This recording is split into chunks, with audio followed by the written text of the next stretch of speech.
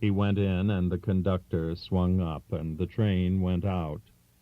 I rode back to the farm in the cart. Jack was on the porch writing a letter to his wife. The mail had come, and I got the papers and went over on the other side of the porch and sat down to read. Hogan came out the door and walked over to me. "Did he have a jam with Soldier?" "Not a jam," I said. "He just told him to go back to town." "I could see it coming," Hogan said. "He never liked Soldier much."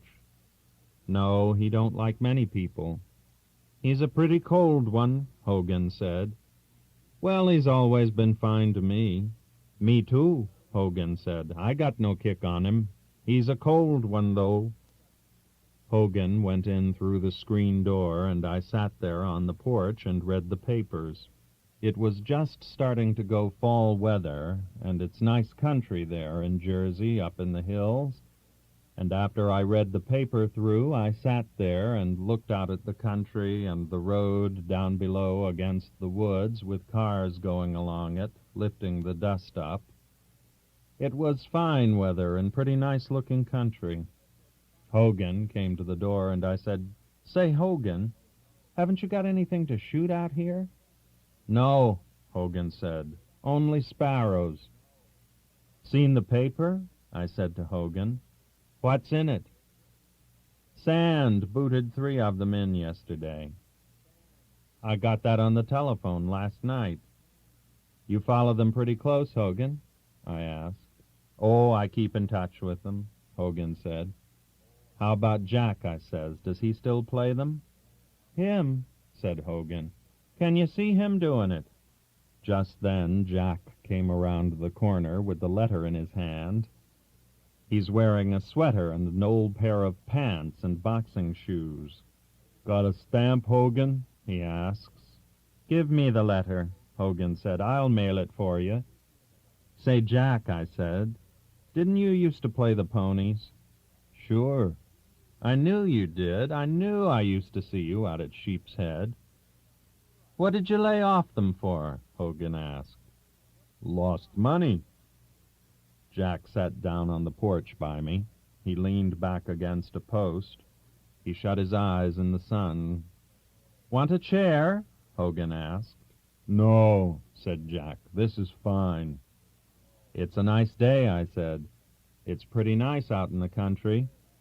"I'd a damn sight rather be in town with the wife."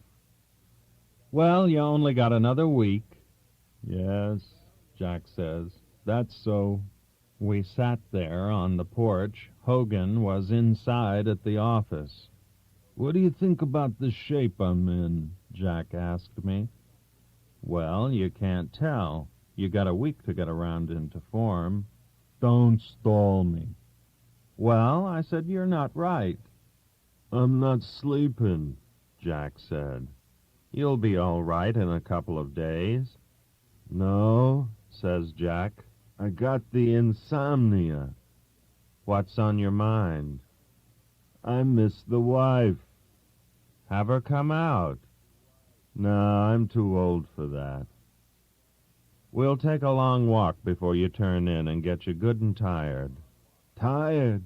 Jack says. "I'm tired all the time." He was that way all week. He wouldn't sleep at night, and he'd get up in the morning feeling that way, you know, when you can't shut your hands.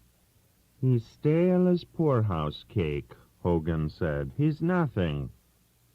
"I never seen Walcott," I said. "He'll kill him," said Hogan. "He'll tear him in two." "Well," I said, "everybody's got to get it sometime." "Not like this, though," Hogan said. "They'll think he never trained. It gives the farm a black eye." "You hear what the reporters said about him?" "Didn't I? They said he was awful. They said they oughtn't to let him fight." "Well," I said, "they're always wrong, ain't they?" "Yes," said Hogan, "but this time they're right." "What the hell do they know about whether a man's right or not?" "Well," said Hogan, "they're not such fools. All they did was pick Willard at Toledo." This Lardner, he's so wise now. Ask him about when he picked Willard at Toledo. Ah, he wasn't out, Hogan said. He only writes the big fights. I don't care who they are, I said. What the hell do they know? They can write, maybe, but what the hell do they know? You don't think Jack's in any shape, do you? Hogan asked. No, he's through. All he needs is to have Corbett pick him to win for it to be all over. Well, Corbett'll pick him, Hogan says. Sure, he'll pick him. That night, Jack didn't sleep any either. The next morning was the last day before the fight. After breakfast, we were out on the porch again. What do you think about, Jack, when you can't sleep? I said. Oh, I worry, Jack says. I worry about property I got up in the Bronx. I worry about property I got in Florida. I worry about the kids. I worry about the wife. Sometimes I think about fights. I think about that kike Ted Lewis and I get sore. I got some stocks and I worry about them. What the hell don't I think about? Well, I said, tomorrow night it'll all be over. Sure, said Jack. That always helps a lot, don't it? That just fixes everything all up, I suppose. Sure. He was sore all day. We didn't do any work. Jack just moved around a little to loosen up. He shadow-boxed a few rounds. He didn't even look good doing that.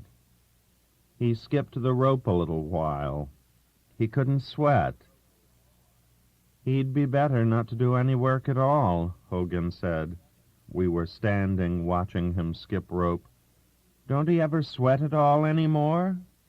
He can't sweat. Do you suppose he's got the con? He never had any trouble making weight, did he? No, he hasn't got any con. He just hasn't got anything inside anymore.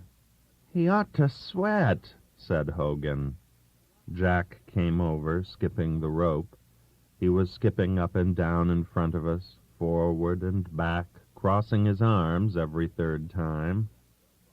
Well, he says, what are you buzzards talking about?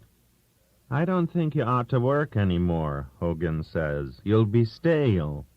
Wouldn't that be awful, Jack says, and skips away down the floor, slapping the rope hard.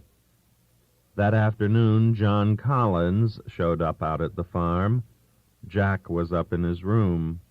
John came out in a car from town. He had a couple of friends with him. The car stopped, and they all got out.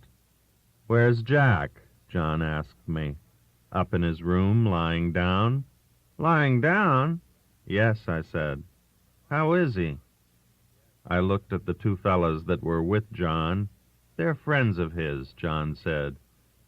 He's pretty bad, I said. What's the matter with him? He don't sleep. Hell, said John. That Irishman could never sleep. He isn't right, I said. Hell, John said, he's never right. I've had him for 10 years, and he's never been right yet. The fellows who were with him laughed. I want you to shake hands with Mr. Morgan and Mr. Steinfeld, John said. This is Mr. Doyle. He's been training Jack. Glad to meet you, I said. Let's go up and see the boy, the fellow called Morgan said. Let's have a look at him, Steinfeld said. We all went upstairs.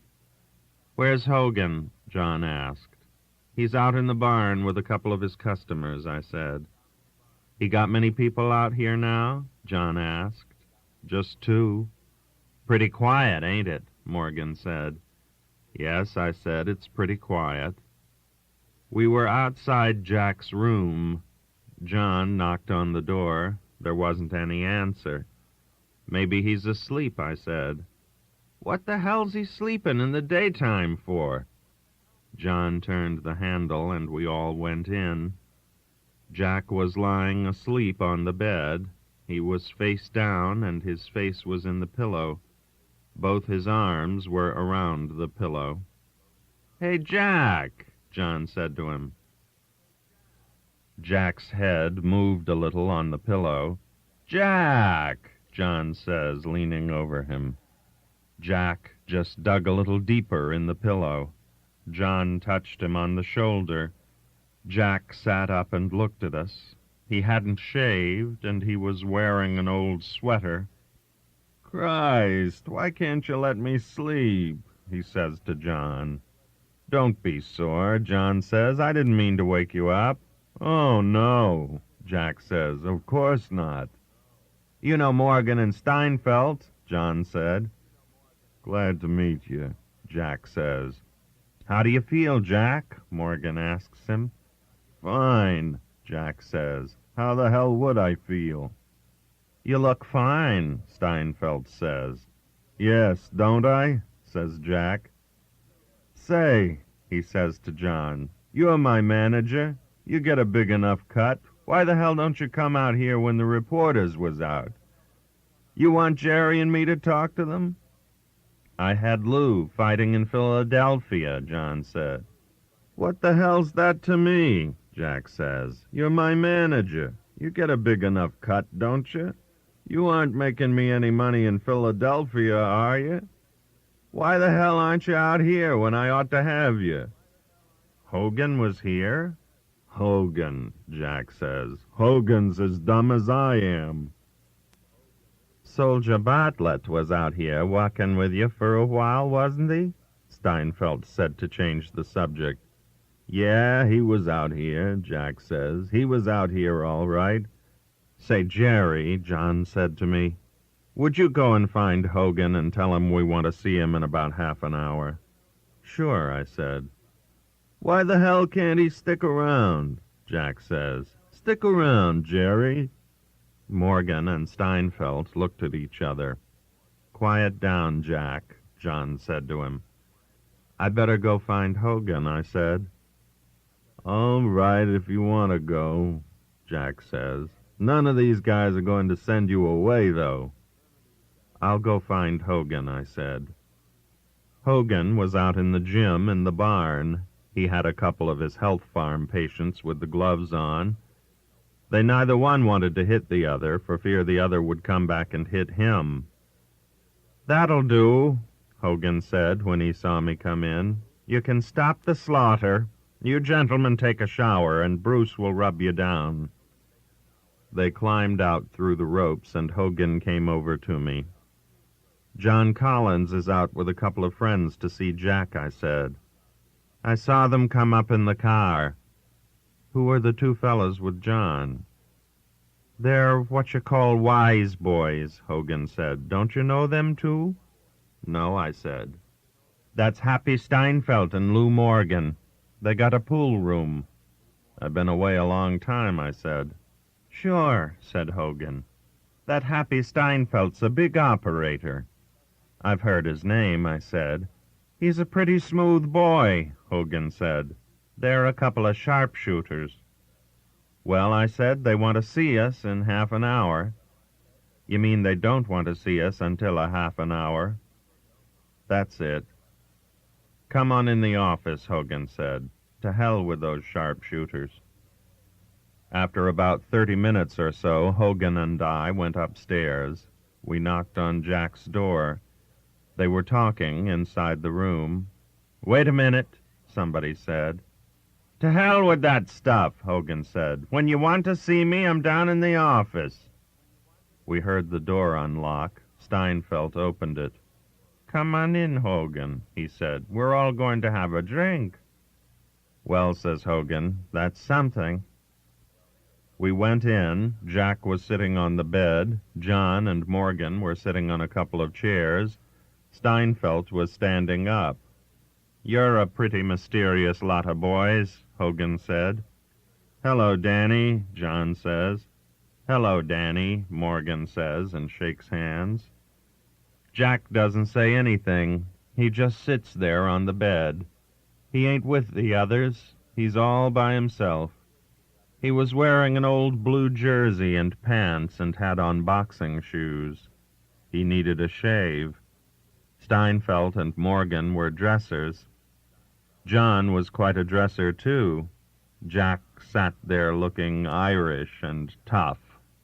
Steinfeld brought out a bottle, and Hogan brought in some glasses, and everybody had a drink. Jack and I took one, and the rest of them went on and had 2 or 3 each. "Better save some for your ride back," Hogan said. "Don't you worry, we got plenty," Morgan said. Jack hadn't drunk anything since the one drink. He was standing up and looking at them. Morgan was sitting on the bed where Jack had sat. "Have a drink, Jack," John said, and handed him the glass and the bottle. "No," Jack said. "I never liked to go to these wakes." They all laughed. Jack didn't laugh.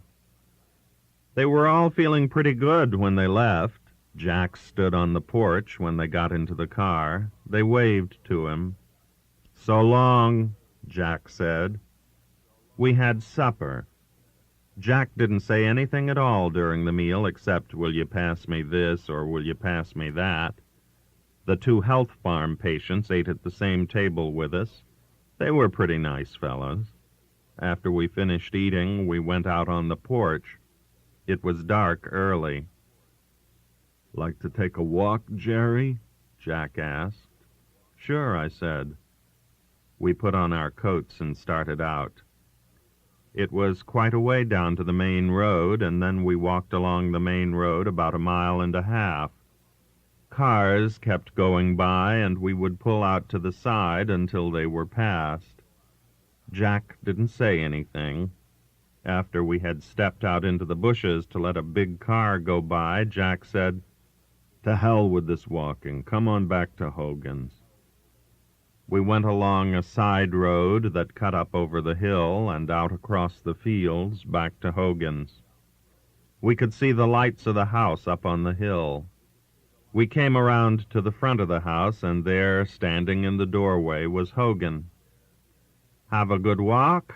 Hogan asked. "Oh, fine," Jack said. "Listen, Hogan, have you got any liquor?" "Sure," says Hogan.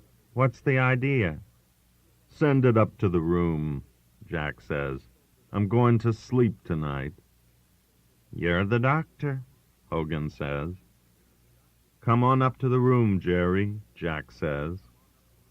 Upstairs, Jack sat on the bed with his head in his hands. "Ain't it a life?" Jack says. Hogan brought in a quart of liquor and 2 glasses. "Want some ginger ale?"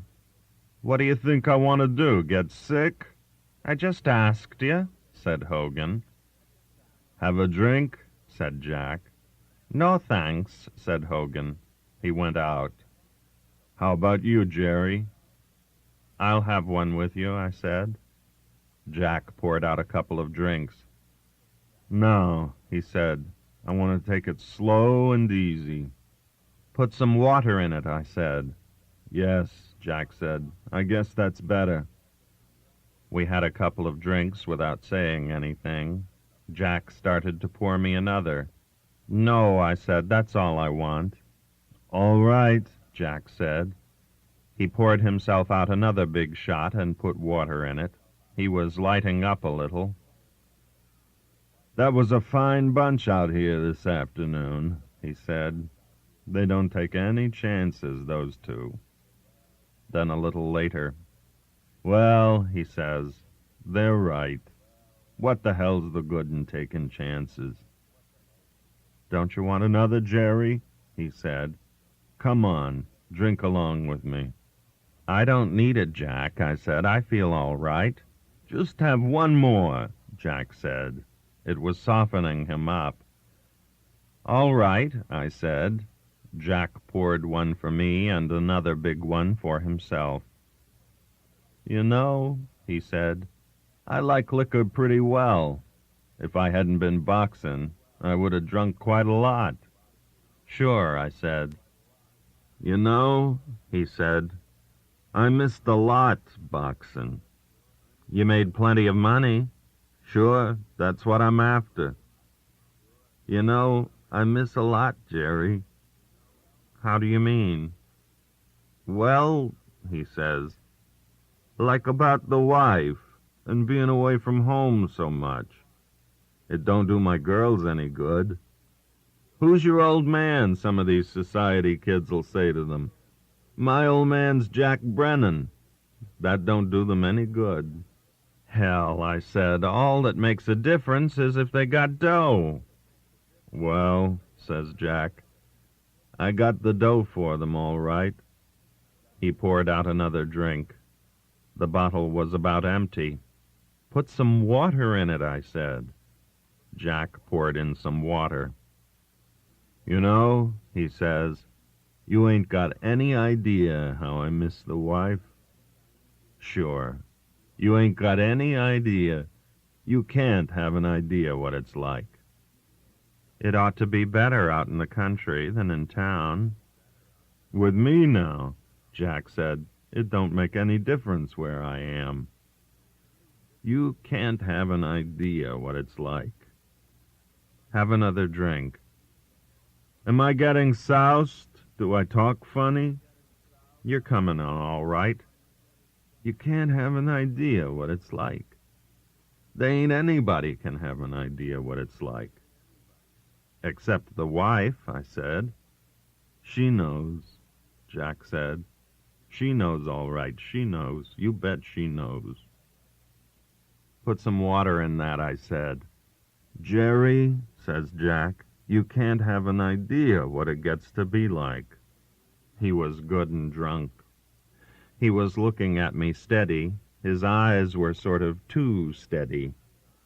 You'll sleep all right, I said. Listen, Jerry, Jack says. You want to make some money? Get some money down on Walcott. Yes? Listen, Jerry, Jack put down the glass. I'm not drunk now, see? You know what I'm betting on him? 50 grand. That's a lot of dough. 50 grand, Jack says, at 2 to 1. I'll get 25,000 bucks. Get some money on him, Jerry. It sounds good, I said. How can I beat him? Jack says. It ain't crooked. How can I beat him? Why not make money on it? Put some water in that, I said. I'm through after this fight, Jack says. I'm through with it. I got to take a beating. Why shouldn't I make money on it? Sure. I ain't slept for a week, Jack says. All night I lay awake and worry my can off. I can't sleep, Jerry. You ain't got an idea what it's like when you can't sleep. Sure. I can't sleep, that's all. I just can't sleep. What's the use of taking care of yourself all these years when you can't sleep? It's bad. You ain't got an idea what it's like, Jerry, when you can't sleep. Put some water in that, I said. Well, about 11 o'clock, Jack passes out and I put him to bed. Finally, he's so he can't keep from sleeping. I helped him get his clothes off and got him into bed. You'll sleep all right, Jack, I said. Sure, Jack says. I'll sleep now. Good night, Jack, I said. Good night, Jerry, Jack says. You're the only friend I got. Oh, hell, I said. You're the only friend I got, Jack says. The only friend I got. Go to sleep, I said. I'll sleep, Jack says. Downstairs, Hogan was sitting at the desk in the office reading the papers. He looked up. Well, you get your boyfriend to sleep? He asks. He's off. It's better for him than not sleeping, Hogan said. Sure. You'd have a hell of a time explaining that to these sports writers, though, Hogan said. Well, I'm going to bed myself, I said. Good night, said Hogan. In the morning, I came downstairs about 8 o'clock and got some breakfast. Hogan had his 2 customers out in the barn doing exercises. I went out and watched them. 1, 2, 3, 4, Hogan was counting for them. Hello, Jerry. he said. "Is Jack up yet?" "No, he's still sleeping." I went back to my room and packed up to go into town. About 9:30 I heard Jack getting up in the next room. When I heard him go downstairs, I went down after him. Jack was sitting at the breakfast table. Hogan had come in and was standing beside the table. "How do you feel, Jack?" I asked him. "Not so bad." "Sleep well?" Hogan asked. "I slept all right," Jack said. "I got a thick tongue, but I ain't got a head." "Good," said Hogan. "That was good liquor." "Put it on the bill," Jack says. "What time you want to go into town?" Hogan asked. "Before lunch," Jack says. "The 11 o'clock train."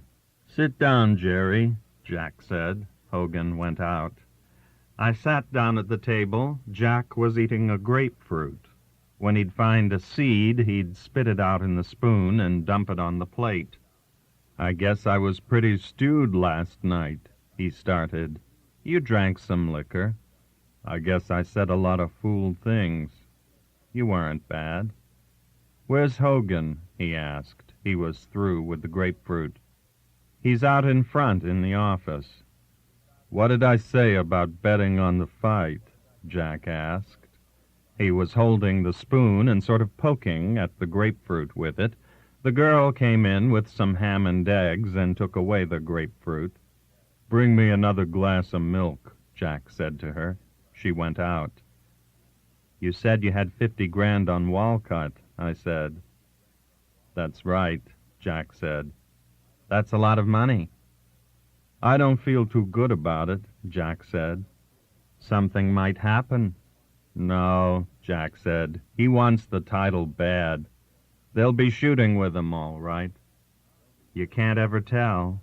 "No, he wants the title. It's worth a lot of money to him." 50 grand is a lot of money, I said. "It's business," said Jack. "I can't win. You know I can't win anyway."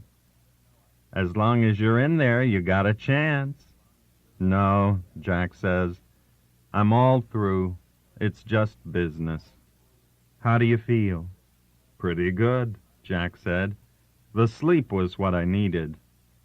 "You might go good." "I'll give them a good show," Jack said. After breakfast, Jack called up his wife on the long distance. He was inside the booth telephoning. "That's the first time he's called her up since he's been out here," Hogan said. "He writes her every day." "Sure," Hogan says. "A letter only costs 2 cents. Hogan said goodbye to us, and Bruce, the nigger rubber, drove us down to the train in the cart. "Goodbye, Mr. Brennan," Bruce said at the train. "I sure hope you knock his can off." "So long," Jack said. He gave Bruce $2. Bruce had worked on him a lot. He looked kind of disappointed. Jack saw me looking at Bruce holding the $2.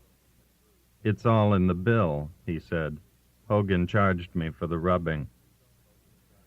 On the train going into town, Jack didn't talk. He sat in the corner of the seat with his ticket in his hat band and looked out of the window. Once he turned and spoke to me. "I told the wife I'd take a room at the Shelby tonight," he said. "It's just around the corner from the garden. I can go up to the house tomorrow morning." "That's a good idea," I said. "Your wife ever see you fight, Jack?" "No," Jack says. "She never seen me fight." I thought he must be figuring on taking an awful beating if he doesn't want to go home afterward. In town, we took a taxi up to the Shelby.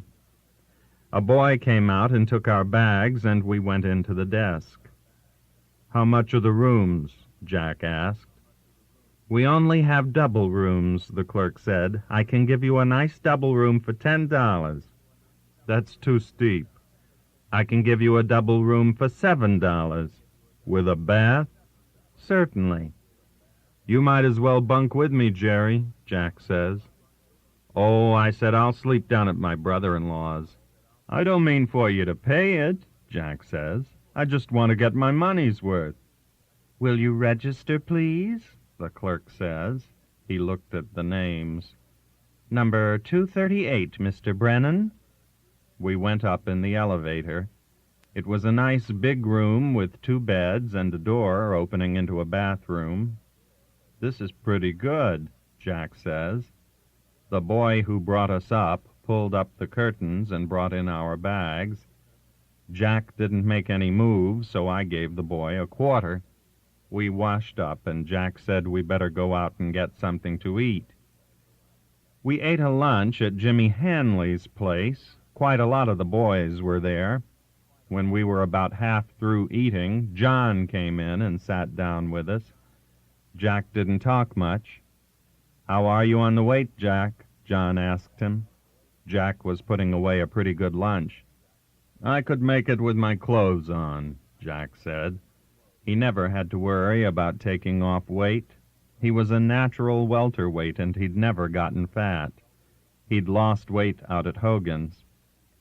"Well, that's one thing you never had to worry about," John said. "That's one thing," Jack says. We went around to the garden to weigh in after lunch. The match was made at 147 pounds at 3 o'clock. Jack stepped on the scales with a towel around him. The bar didn't move. Walcott had just weighed and was standing with a lot of people around him. "Let's see what you weigh, Jack," Friedman, Walcott's manager, said. "All right, weigh him then." Jack jerked his head toward Walcott. "Drop the towel," Friedman said. "What do you make it?" Jack asked the fellows who were weighing. 143 pounds, the fat man who was weighing said. "You're down fine, Jack," Friedman says. "Weigh him," Jack says. Walcott came over. He was a blonde with wide shoulders and arms like a heavyweight. He didn't have much legs. Jack stood about half a head taller than he did. "Hello, Jack," he said. His face was plenty marked up. "Hello," said Jack. "How you feel?" "Good," Walcott says. He dropped the towel from around his waist and stood on the scales. He had the widest shoulders and back you ever saw. 146 pounds and 12 ounces. Walcott stepped off and grinned at Jack. "Well," John says to him, "Jack's spotting you about 4 pounds. "More than that when I come in, kid," Walcott says. "I'm going to go and eat now." We went back, and Jack got dressed. "He's a pretty tough-looking boy," Jack says to me. "He looks as though he's been hit plenty of times." "Oh, yes," Jack says. "He ain't hard to hit." "Where are you going?" John asked when Jack was dressed. "Back to the hotel," Jack says. "You looked after everything?" "Yes," John says. "It's all looked after." "I'm going to lie down for a while," Jack says. "I'll come around for you about 6:45 and we'll go and eat." "All right." Up at the hotel, Jack took off his shoes and his coat and lay down for a while. I wrote a letter. I looked over a couple of times, and Jack wasn't sleeping. He was lying perfectly still, but every once in a while his eyes would open. Finally, he sits up. "Want to play some cribbage, Jerry?" he says. "Sure," I said.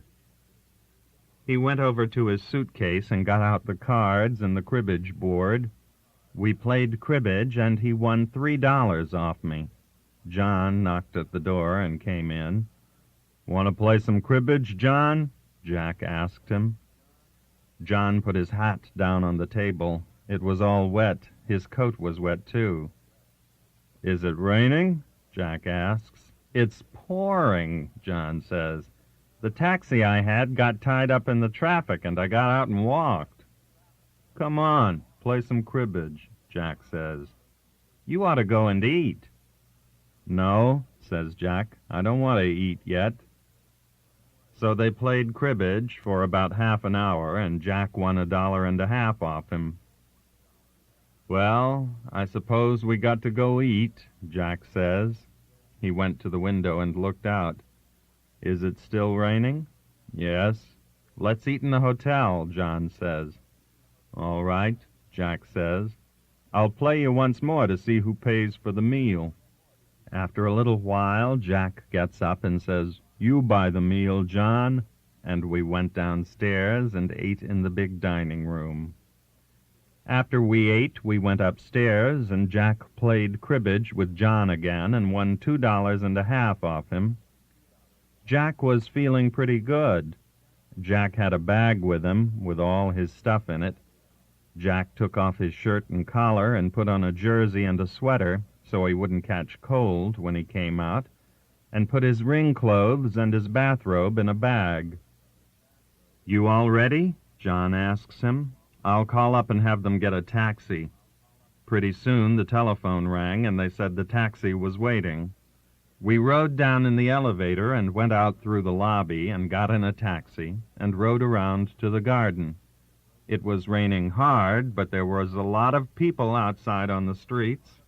The garden was sold out. As we came in on our way to the dressing room, I saw how full it was. It looked like half a mile down to the ring. It was all dark, just the lights over the ring. "It's a good thing with this rain they didn't try and pull this fight in the ballpark," John said. "They got a good crowd," Jack says. "This is a fight that would draw a lot more than the garden could hold." "You can't tell about the weather," Jack says. John came to the door of the dressing room and poked his head in. Jack was sitting there with his bathrobe on.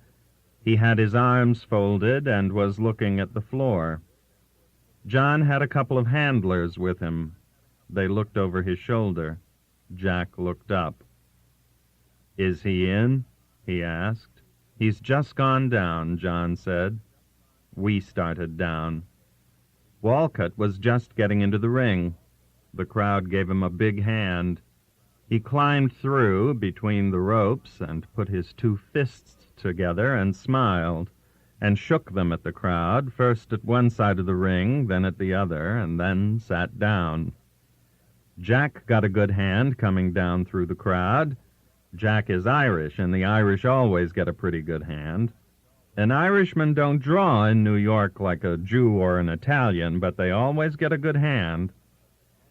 Jack climbed up and bent down to go through the ropes, and Walcott came over from his corner and pushed the rope down for Jack to go through. The crowd thought that was wonderful. Walcott put his hand on Jack's shoulder, and they stood there just for a second. "So you're going to be one of these popular champions," Jack says to him. "Take your goddamn hand off my shoulder." "Be yourself," Walcott says. This is all great for the crowd. How gentlemanly the boys are before the fight, how they wish each other luck. Solly Friedman came over to our corner while Jack is bandaging his hands, and John is over in Walcott's corner. Jack puts his thumb through the slit in the bandage and then wrapped his hand nice and smooth. I taped it around the wrist and twice across the knuckles.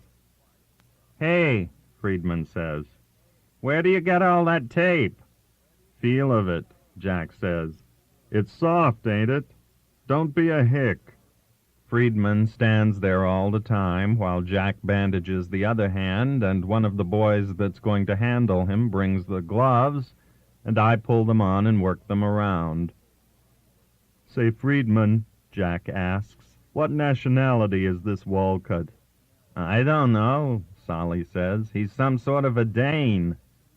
"He's a Bohemian," the lad who brought the gloves said. The referee calls them out to the center of the ring, and Jack walks out. Walcott comes out smiling. They met, and the referee put his arm on each of their shoulders. "Hello, popularity," Jack says to Walcott. "Be yourself." "What do you call yourself Walcott for?" Jack says. "Didn't you know he was a nigger?" "Listen," says the referee, and he gives them the same old line. Once Walcott interrupts him. He grabs Jack's arm and says, "Can I hit when he's got me like this?" "Keep your hands off me," Jack says. "There ain't no moving pictures of this." They went back to their corners. I lifted the bathrobe off Jack, and he leaned on the ropes and flexed his knees a couple of times and scuffed his shoes in the rosin. The gong rang, and Jack turned quick and went out. Walcott came toward him, and they touched gloves, and as soon as Walcott dropped his hands, Jack jumped his left into his face twice. There wasn't anybody ever boxed better than Jack. Walcott was after him, going forward all the time with his chin on his chest. He's a hooker, and he carries his hands pretty low. All he knows is to get in there and sock.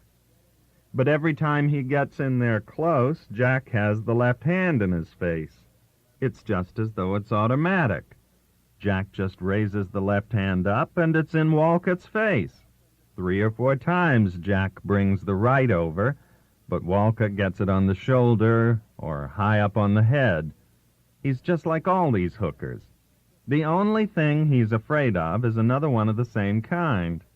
He's covered everywhere you can hurt him. He don't care about a left hand in his face. After about 4 rounds, Jack has him bleeding bad and his face all cut up, but every time Walcott's got in close, he's socked so hard, he's got 2 big red patches on both sides, just below Jack's ribs.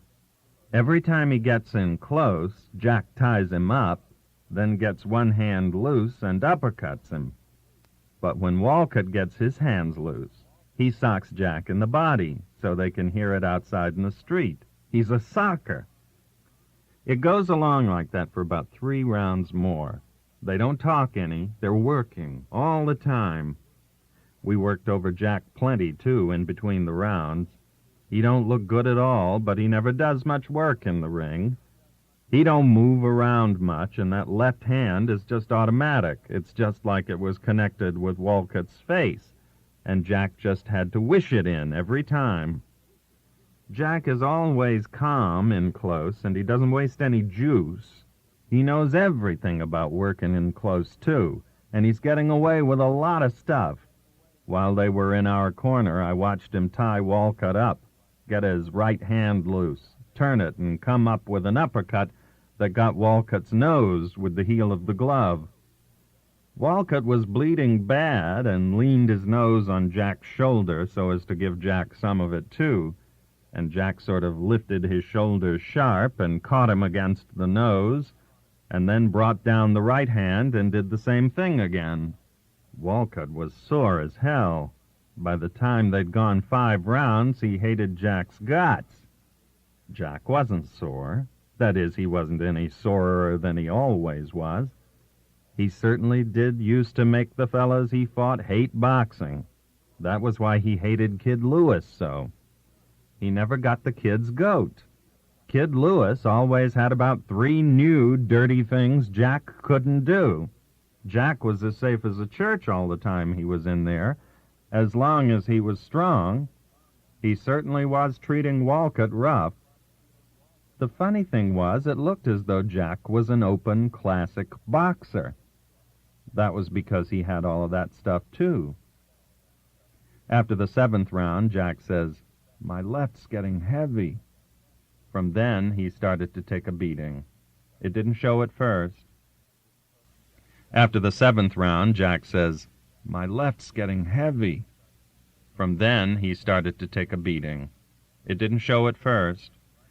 But instead of him running the fight, it was Walcott was running it. Instead of being safe all the time now, he was in trouble. He couldn't keep him out with the left hand now. It looked as though it was the same as ever, only now, instead of Walcott's punches just missing him, they were just hitting him. He took an awful beating in the body. "What's the round?" Jack asked. "The 11th.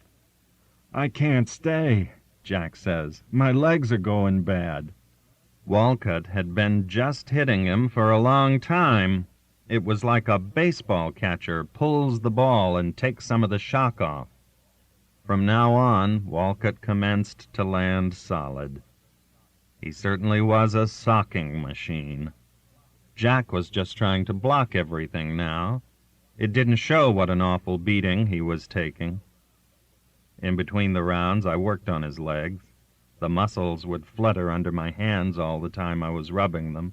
He was sick as hell. "How's it go?" he asked John, turning around, his face all swollen. "It's his fight." "I think I can last," Jack says. "I don't want this bohunk to stop me."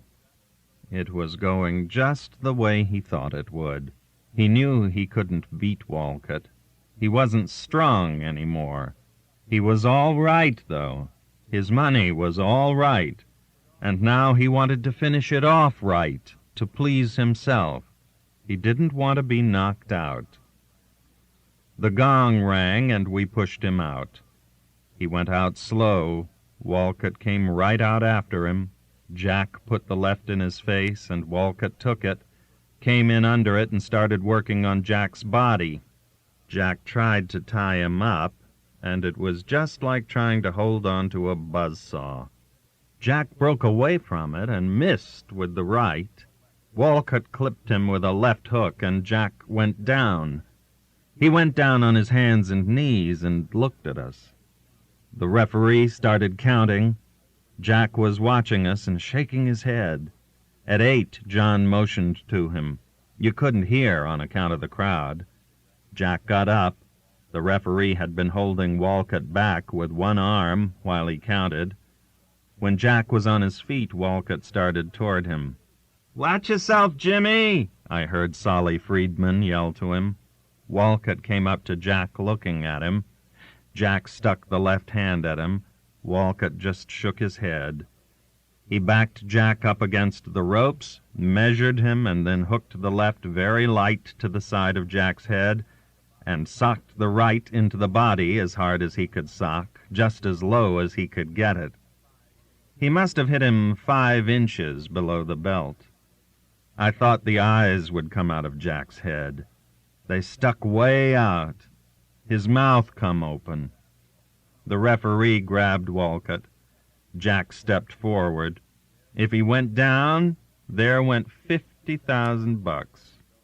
He walked as though all his insides were going to fall out. "It wasn't low," he said. "It was an accident." The crowd were yelling so you couldn't hear anything. "I'm all right," Jack says. They were right in front of us. The referee looks at John, and then he shakes his head. "Come on, you Polak son of a bitch," Jack says to Walcott. John was hanging onto the ropes. He had the towel ready to chuck in. Jack was standing just a little way out from the ropes. He took a step forward. I saw the sweat come out on his face like somebody had squeezed it, and a big drop went down his nose. "Come on and fight," Jack says to Walcott. The referee looked at John and waved Walcott on. "Go in there, you slob," he says. Walcott went in. He didn't know what to do either. He never thought Jack could have stood it. Jack put the left in his face. There was such a hell of a lot of yelling going on.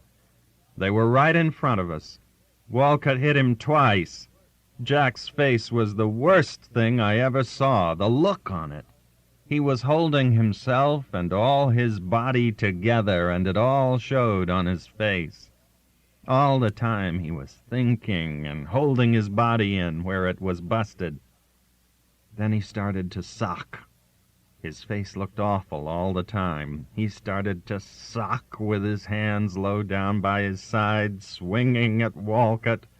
Walcott covered up, and Jack was swinging wild at Walcott's head. Then he swung the left, and it hit Walcott in the groin, and the right hit Walcott right bang where he'd hit Jack, way below the belt.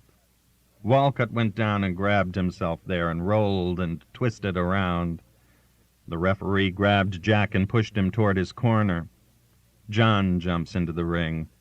There was all this yelling going on. The referee was talking with the judges, and then the announcer got into the ring with the megaphone and says, "Walcott on a foul." The referee is talking to John, and he says, "What could I do? Jack wouldn't take the foul. Then when he's groggy, he fouls him. He'd lost it anyway, John says. Jack's sitting on the chair. I've got his gloves off, and he's holding himself in down there with both hands. When he's got something supporting it, his face doesn't look so bad. Go over and say you're sorry, John says into his ear. It'll look good. Jack stands up, and the sweat comes out all over his face. I put the bathrobe around him, and he holds himself in with one hand under the bathrobe and goes across the ring. They've picked Walcott up, and they're working on him. There's a lot of people in Walcott's corner. Nobody speaks to Jack. He leans over Walcott. I'm sorry, Jack says. I didn't mean to foul you. Walcott doesn't say anything. He looks too damned sick. Well, you're the champion now, Jack says to him. I hope you get a hell of a lot of fun out of it. Leave the kid alone, Solly Friedman says. Hey, Solly, Jack says. I'm sorry I fouled your boy. Friedman just looks at him. Jack went to his corner, walking that funny, jerky way, and we got him down through the ropes and all through the reporters' tables and out down the aisle. A lot of people want to slap Jack on the back. He goes out through all that mob in his bathrobe to the dressing room. It's a popular win for Walcott. That's the way the money was bet in the garden. Once we got inside the dressing room, Jack lay down and shut his eyes. We want to get to the hotel and get a doctor, John says. I'm all busted inside, Jack says. I'm sorry as hell, Jack, John says. It's all right, Jack says. He lies there with his eyes shut. They certainly tried a nice double cross, John said. Your friends Morgan and Steinfeld, Jack said. You got nice friends. He lies there. His eyes are open now. His face has still got that awful, drawn look. It's funny how fast you can think when it means that much money, Jack says. You're some boy, Jack, John says. No, Jack says. It was nothing.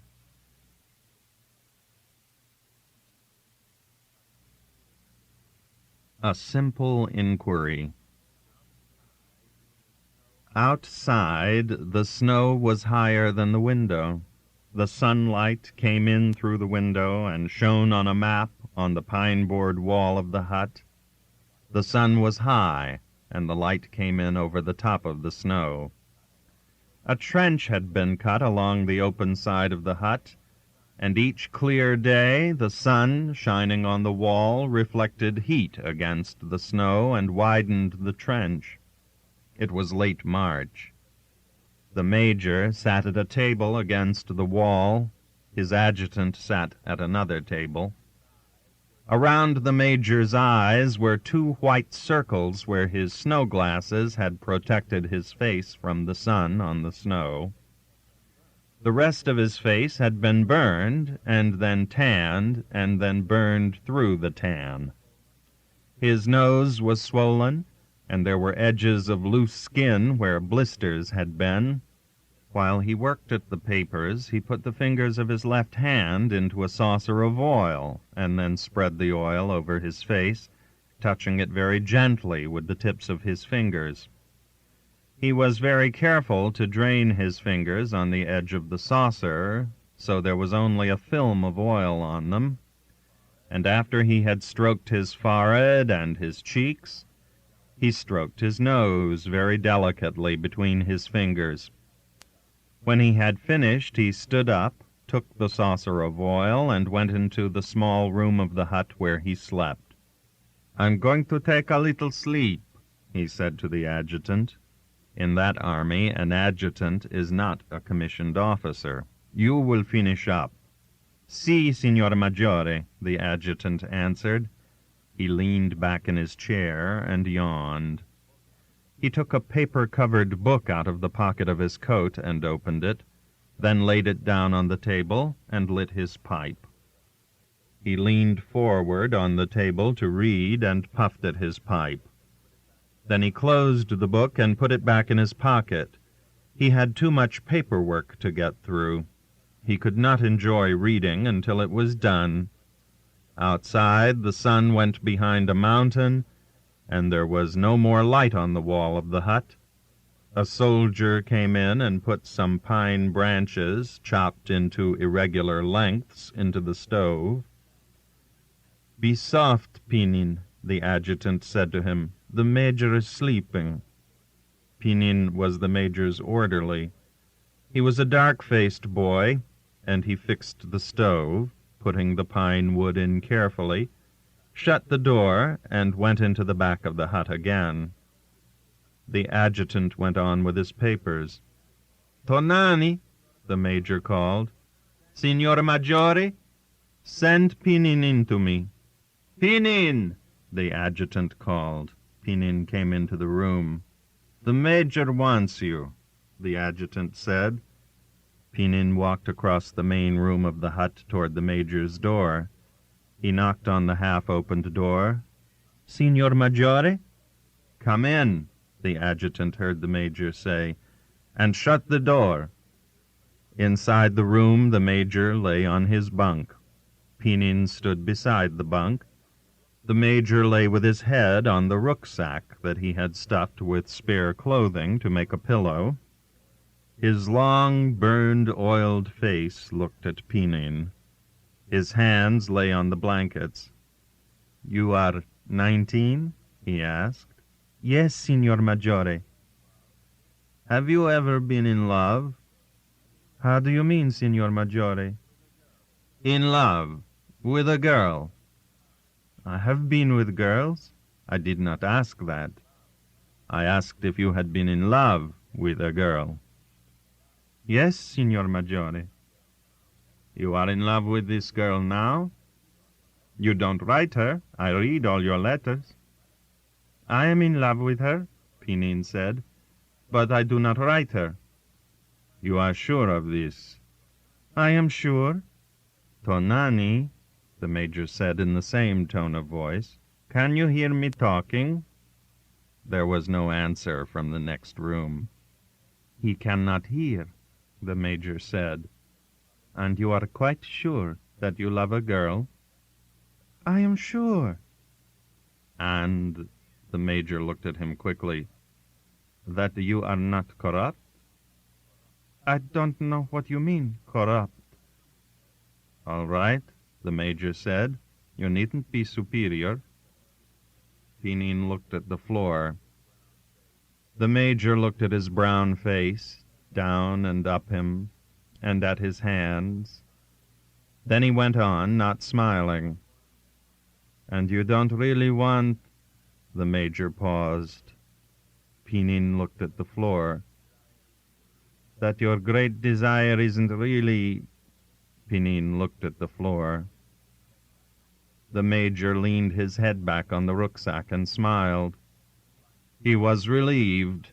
Life in the army was too complicated. "You're a good boy," he said. "You're a good boy, Pinin. But don't be superior, and be careful someone else doesn't come along and take you." Pinin stood still beside the bunk. "Don't be afraid," the major said. His hands were folded on the blankets. "I won't touch you. You can go back to your platoon if you like. But you had better stay on as my servant. You've less chance of being killed." "Do you want anything of me, Signor Maggiore?" "No," the major said. "Go on and get on with whatever you were doing. Leave the door open when you go out." Pinin went out, leaving the door open. The adjutant looked up at him as he walked awkwardly across the room and out the door. Pinin was flushed and moved differently than he had moved when he brought in the wood for the fire.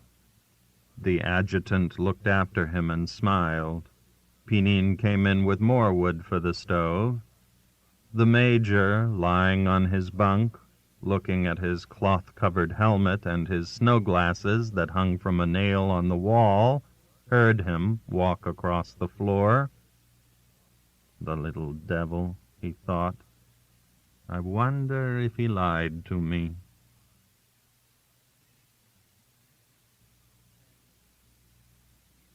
"10 Indians. After one 4th of July, Nick, driving home late from town in the big wagon with Joe Garner and his family, passed 9 drunken Indians along the road.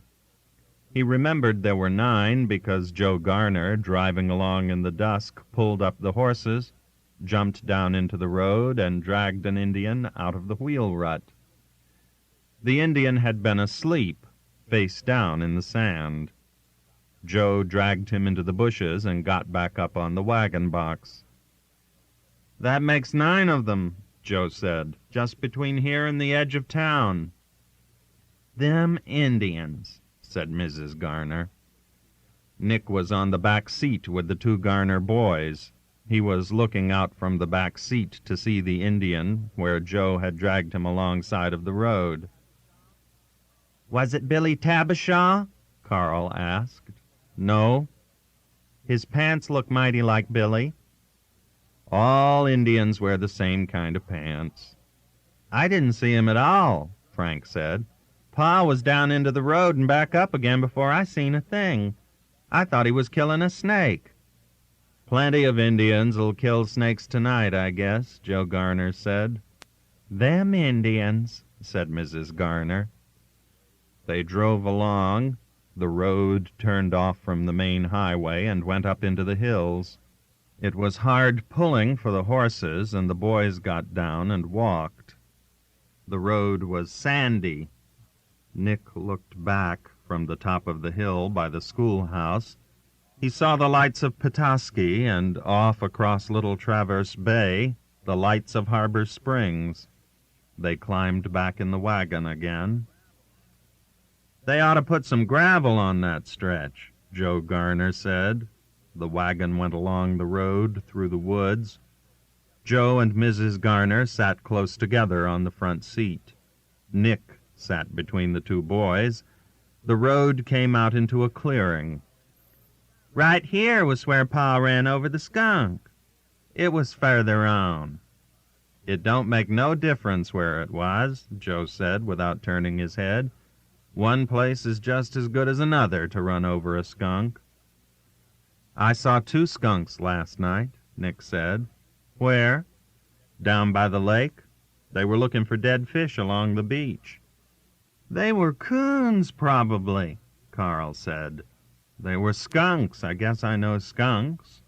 "You ought to," Carl said. "You got an Indian girl."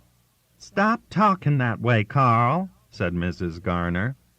"Well, they smell about the same." Joe Garner laughed. "You stop laughing, Joe," Mrs. Garner said. "I won't have Carl talk that way." "Have you got an Indian girl, Nicky?" Joe asked. "No." "He has too, Pa," Frank said. "Prudence Mitchell's his girl." "She's not." "He goes to see her every day." "I don't." Nick, sitting between the 2 boys in the dark, felt hollow and happy inside himself to be teased about Prudence Mitchell. "She ain't my girl," he said. "Listen to him," said Carl. "I see them together every day."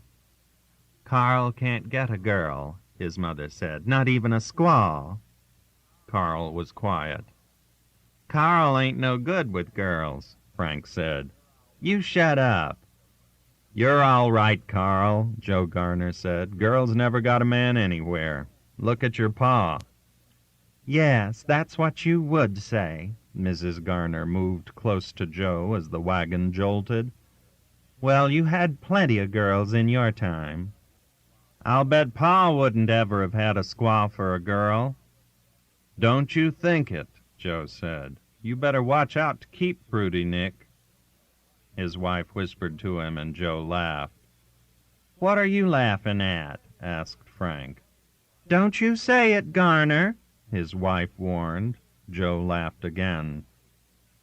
"Nicky can have Prudence," Joe Garner said. "I got a good girl." "That's the way to talk." Mrs. Garner said. The horses were pulling heavily in the sand. Joe reached out in the dark with the whip. "Come on, pull into it. You'll have to pull harder than this tomorrow." They trotted down the long hill, the wagon jolting. At the farmhouse, everybody got down. Mrs. Garner unlocked the door, went inside, and came out with a lamp in her hand. Carl and Nick unloaded the things from the back of the wagon. Frank sat on the front seat to drive to the barn and put up the horses. Nick went up the steps and opened the kitchen door. Mrs. Garner was building a fire in the stove. She turned from pouring kerosene on the wood. "Goodbye, Mrs. Garner," Nick said. "Thanks for taking me." "Oh, shucks, Nicky. I had a wonderful time. We like to have you. Won't you stay and eat some supper?"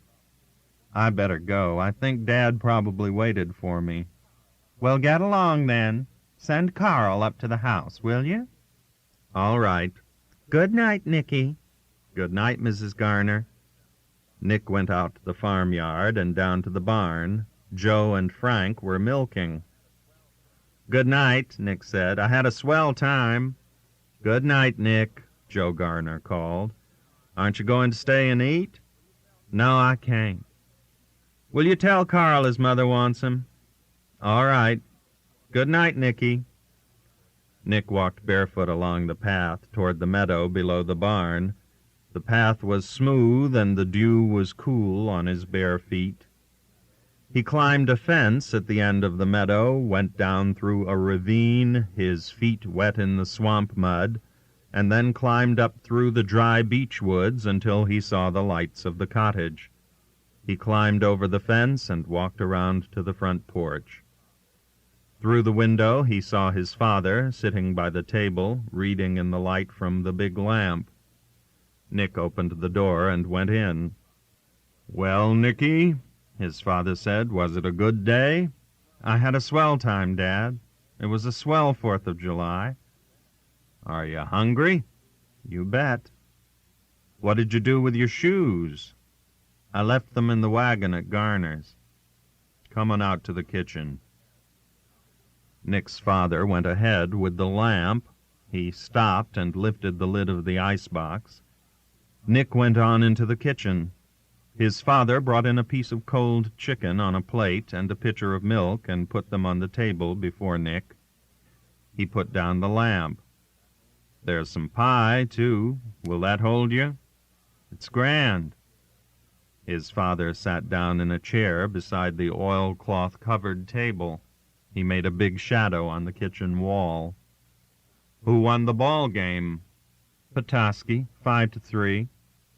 His father sat watching him eat and filled his glass from the milk pitcher. Nick drank and wiped his mouth on his napkin. His father reached over to the shelf for the pie. He cut Nick a big piece. It was huckleberry pie. "What did you do, Dad?" "I went out fishing in the morning." "What did you get?" "Only perch." His father sat watching Nick eat the pie. "What did you do this afternoon?" Nick asked. "I went for a walk up by the Indian camp." "Did you see anybody?" "The Indians were all in town getting drunk." "Didn't you see anybody at all?" "I saw your friend, Prudy." "Where was she?" "She was in the woods with Frank Washburn. I ran onto them. They were having quite a time." His father was not looking at him. "What were they doing?" "I didn't stay to find out." "Tell me what they were doing." "I don't know," his father said. "I just heard them threshing around." "How did you know it was them?" "I saw them." "I thought you said you didn't see them." "Oh, yes, I saw them." "Who was it with her?" Nick asked. "Frank Washburn." Were they what? Were they happy?" "I guess so." His father got up from the table and went out the kitchen screen door. When he came back, Nick was looking at his plate. He had been crying. "Have some more?" His father picked up the knife to cut the pie. "No," said Nick. "You better have another piece." "No, I don't want any." His father cleared off the table. "Where were they in the woods?" Nick asked. "Up back of the camp." Nick looked at his plate. His father said, "You better go to bed, Nick." "All right." Nick went into his room, undressed, and got into bed. He heard his father moving around in the living room. Nick lay in the bed with his face in the pillow. "My heart's broken," he thought. "If I feel this way, my heart must be broken." After a while, he heard his father blow out the lamp and go into his own room. He heard a wind come up in the trees outside and felt it come in cool through the screen. He lay for a long time with his face in the pillow, and after a while he forgot to think about Prudence, and finally he went to sleep. When he awoke in the night, he heard the wind in the hemlock trees outside the cottage and the waves of the lake coming in on the shore, and he went back to sleep. In the morning there was a big wind blowing, and the waves were running high up on the beach, and he was awake a long time before he remembered that his heart was broken.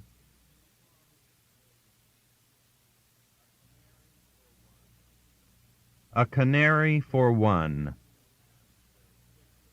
The train passed very quickly a long red stone house with a garden and 4 thick palm trees with tables under them in the shade. On the other side was the sea. Then there was a cutting through red stone and clay, and the sea was only occasionally and far below against rocks. "I bought him in Palermo," the American lady said. "We only had an hour ashore, and it was Sunday morning. The man wanted to be paid in dollars, and I gave him $1.50. He really sings very beautifully." It was very hot in the train, and it was very hot in the lit salon compartment. There was no breeze came through the open window. The American lady pulled the window blind down, and there was no more sea, even occasionally. On the other side there was glass, then the corridor, then an open window, and outside the window were dusty trees, and an oiled road and flat fields of grapes with gray stone hills behind them. There was smoke from many tall chimneys coming into Marseille, and the train slowed down and followed one track through many others into the station. The train stayed 25 minutes in the station at Marseille, and the American lady bought a copy of the Daily Mail and a half bottle of Evian water. She walked a little way along the station platform, but she stayed near the steps of the car, because at Cannes, where it stopped for 12 minutes, the train had left with no signal of departure, and she had gotten on only just in time. The American lady was a little deaf, and she was afraid that perhaps signals of departure were given, and that she did not hear them. The train left the station in Marseille, and there was not only the switchyards and the factory smoke, but, looking back, the town of Marseille and the harbor with stone hills behind it, and the last of the sun on the water. As it was getting dark, the train passed a farmhouse burning in a field. Motor cars were stopped along the road, and bedding and things from inside the farmhouse were spread in the field. Many people were watching the house burn. After it was dark, the train was in Avignon. People got on and off. At the newsstand, Frenchmen, returning to Paris, bought that day's French papers. On the station platform were Negro soldiers. They wore brown uniforms and were tall, and their faces shone close under the electric light. Their faces were very black, and they were too tall to stare. The train left Avignon station with the negroes standing there. A short white sergeant was with them. Inside the lee salon compartment, the porter had pulled down the 3 beds from inside the wall and prepared them for sleeping. In the night, the American lady lay without sleeping because the train was a rapide and went very fast, and she was afraid of the speed in the night. The American lady's bed was the one next to the window. The Canary from Palermo, a cloth spread over his cage, was out of the draft in the corridor that went into the compartment washroom. There was a blue light outside the compartment, and all night the train went very fast, and the American lady lay awake and waited for a wreck. In the morning the train was near Paris, and after the American lady had come out from the washroom, looking very wholesome and middle-aged and American in spite of not having slept, and had taken the cloth off the bird cage and hung the cage in the sun, she went back to the restaurant car for breakfast. When she came back to the lee salon compartment again, the beds had been pushed back into the wall and made into seats.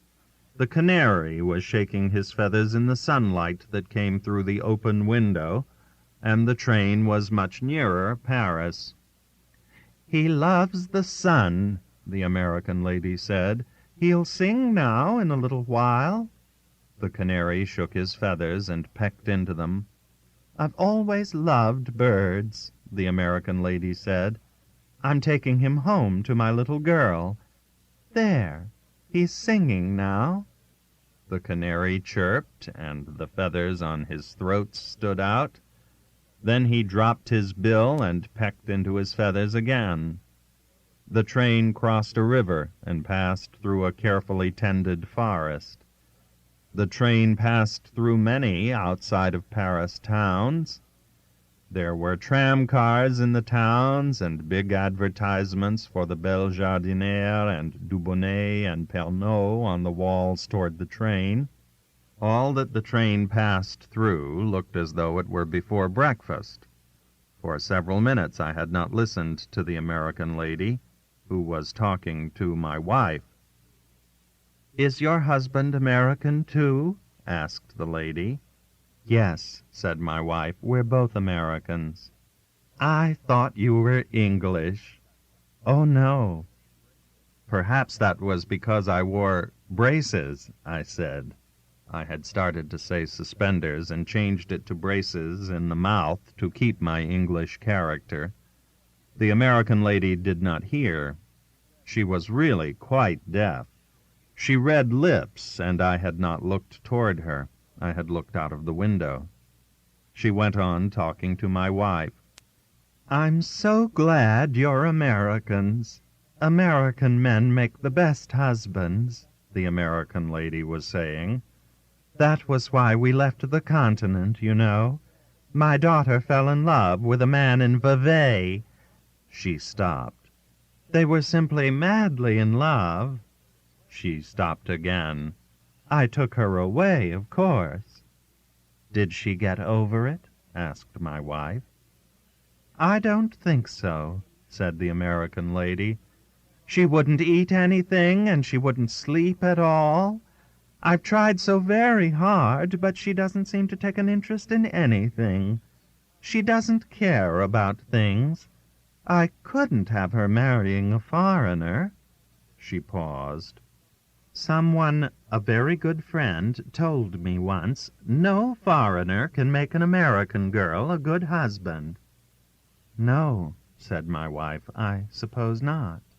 The American lady admired my wife's traveling coat, and it turned out that the American lady had bought her own clothes for 20 years now from the same maison de couture in the Rue Saint-Honoré. They had her measurements, and a vendeuse who knew her and her tastes picked the dresses out for her, and they were sent to America. They came to the post office near where she lived uptown in New York, and the duty was never exorbitant because they opened the dresses there in the post office to appraise them, and they were always very simple-looking and with no gold lace nor ornaments that would make the dresses look expensive. Before the present vendeuse, named Thérèse, there had been another vendeuse named Amélie. Altogether, there had only been these two in the 20 years. It had always been the same couturier. Prices, however, had gone up. The exchange, though, equalized that. They had her daughter's measurements now, too. She was grown up, and there was not much chance of their changing now. The train was now coming into Paris. The fortifications were leveled, but grass had not grown. There were many cars standing on tracks, brown wooden restaurant cars, and brown wooden sleeping cars that would go to Italy at 5 o'clock that night, if that train still left at 5. The cars were marked Paris-Rome, and cars with seats on the roofs that went back and forth to the suburbs with, at certain hours, people in all the seats and on the roofs, if that were the way it were still done, and passing were the white walls and many windows of houses. "Americans make the best husbands," the American lady said to my wife. I was getting down the bags. "American men are the only men in the world to marry." "How long ago did you leave Vevey?" asked my wife. 2 years ago this fall. It's her, you know, that I'm taking the Canary to." "Was the man your daughter was in love with a Swiss?" "Yes," said the American lady. "He was from a very good family in Vevey. He was going to be an engineer. They met there in Vevey. They used to go on long walks together." "I know Vevey," said my wife. "We were there on our honeymoon." "Were you really? That must have been lovely. I had no idea, of course, that she'd fall in love with him." "It was a very lovely place," said my wife. "Yes," said the American lady. "Isn't it lovely?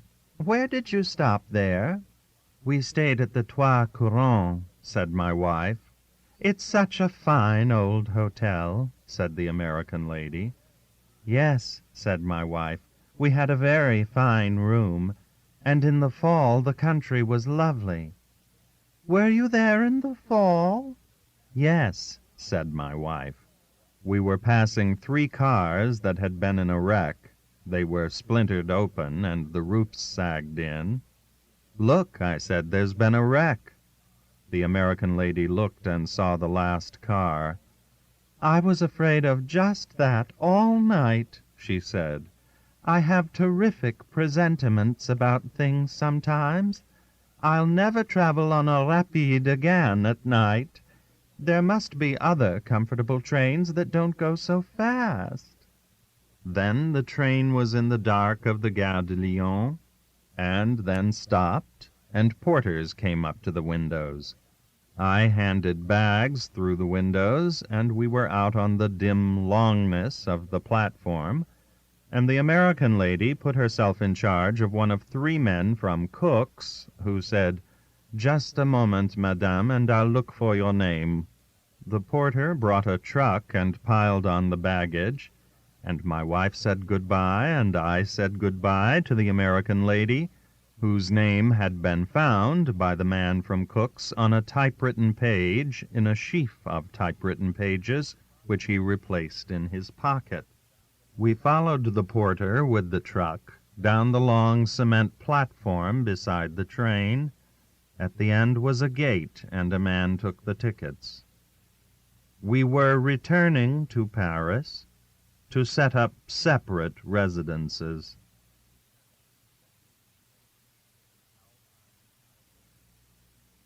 An Alpine Idyll. It was hot coming down into the valley, even in the early morning.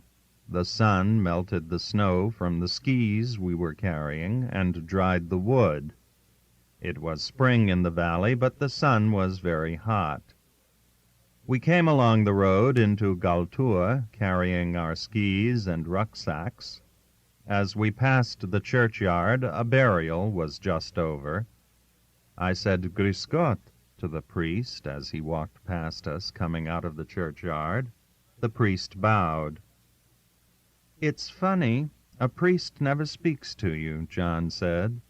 "You'd think they'd like to say "Grüß Gott." "They never answer," John said. We stopped in the road and watched the sexton shoveling in the new earth. A peasant with a black beard and high leather boots stood beside the grave. The sexton stopped shoveling and straightened his back. The peasant in the high boots took the spade from the sexton and went on filling in the grave, spreading the earth evenly as a man spreading manure in a garden. In the bright May morning, the grave filling looked unreal. I could not imagine anyone being dead. "Imagine being buried on a day like this," I said to John. "I wouldn't like it." "Well," I said, "we don't have to do it." We went on up the road, past the houses of the town, to the inn. We had been skiing in the Silvretta for a month, and it was good to be down in the valley.